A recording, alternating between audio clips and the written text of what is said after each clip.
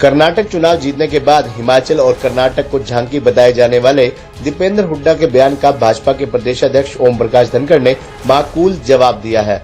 उन्होंने कहा कि ये कांग्रेस की खुशफहमी है और हम भी कांग्रेस की इस खुशफहमी को रोकना नहीं चाहते, लेकिन कांग्रेस को ये नहीं भूलना चाहिए कि पिछली दफा राजस्थान, मध्य प्रदेश और छत्तीसगढ़ जीतने के बाद कांग्रेस ने हर चुनाव हारा।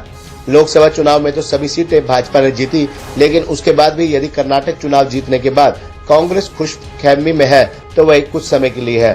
धनखड़ यहां झज्जर के गांव हसनपुर में भाजपा के चारों मंडलों की बैठक को संबोधित किए जाने के बाद मीडिया से बातचीत कर रहे थे।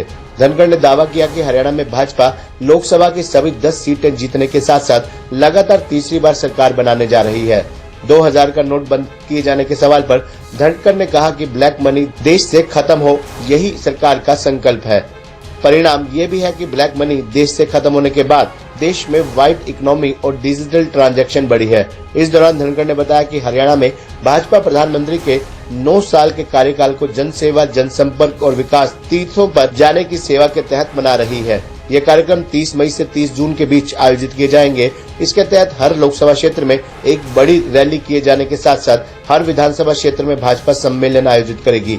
कार्यक्रम को सुचारू रूप से चलाने के लिए भाजपा की 290 मंडलों की बैठक हो चुकी है। प्रदेश में 311 मंडल हैं। कुछ मंडलों की बैठक सांसद रतनलाल कटारिया जी का निधन होने के कारण स्थगित करनी पड़ी, जो कि अब दोबारा शुरू किया जा रहा है। 290 मंडलों की बैठक हुई है और ये हरियाणा भर में कुल 311 मंडल हैं। हमने सारे मंडलों की रखी थी, लेकिन हमारे आदरणीय सांसद रतनलाल कटारिया जी के चले जाने के कारण 2 जिलों की थोड़ी देरी से हो रही हैं। बाकी सारे हरियाणा की बैठकें आज हुई हैं और इसमें हम जो 30 मई से 30 जून तक प्रधानमंत्री नरेंद्र मोदी जी के जो 9 साल के काम है उस पर उसकी जो उपलब्धियां हैं उसके लिए 1 महीने का कार्यक्रम हमने बनाया है। जनसेवा का, जनसंपर्क का, विकास के तीर्थों पे जाने का। इसमें कुछ बड़ी बड़ी रैलियां भी होंगी और नीचे तक हर बूथ पर भी कार्यक्रम होंगे। उसकी एक पूरी रूपरेखा तैयार हुई है। हर लोकसभा में एक रैली की बात आई है, हर विधानसभा में एक सम्मेलन होगा और 23 जून श्यामा प्रसाद मुखर्जी के बलिदान दिवस पर हर बूथ पे कार्यक्रम होगा। 25 जून को मन की बात हर बूथ पे सुनेंगे। इमरजेंसी का जो काला दिन था वो सब जगह मनाया जाएगा। योग दिवस पूरी जगह मनाया जाएगा। ऐसे पूरे एक कार्यक्रमों की श्रृंखला बनी है और विकास के तीर्थों पर जाएंगे।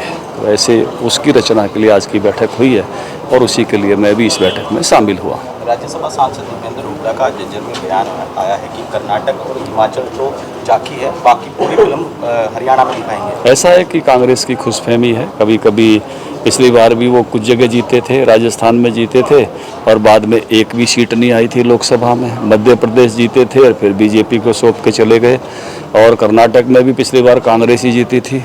इसलिए ये अलग अलग चुनाव एक अलग चुनाव होता है। हर चुनाव किसी दूसरी जगह उसका कोई रिपीटिशन नहीं होता। इसलिए कांग्रेस की खुशफहमी रहे, इसको तो मैं जो है नहीं रोकना चाहूँगा, लेकिन भारतीय जनता पार्टी तीसरी बार हरियाणा में सरकार बनाएगी। 10 के 10 सांसद आएंगे। देखिए, ब्लैक मनी वो देश से ख़त्म हो, यही सरकार का संकल्प है। जितने बड़े नोट होते हैं वो आराम से जमा करके रखे जा सकते हैं, आराम से 1-2 जगह पहुंचाए जा सकते हैं। डिजिटल ट्रांजैक्शन इस ज़माने में सबसे ज़्यादा बड़ा है। वाइट की इकोनॉमी बढ़ी है। हमको याद है कि हमारी सरकार से पहले बहुत बड़ी इकोनॉमी थी, ब्लैक की इकोनॉमी। आपको भी सबको ध्यान है। कोई भी प्लाट खरीदते, कुछ भी खरीदते तो आराम से ये बात होती थी कि भाई वाइट के कितने देगा, बाकी कितने देगा। मुझे लगता है कि इस समय में उस सारी बातों में बहुत कमी आई है और आगे और पूरी तरह से हम वाइट की तरफ बढ़ें, यही सरकार का प्रयास है।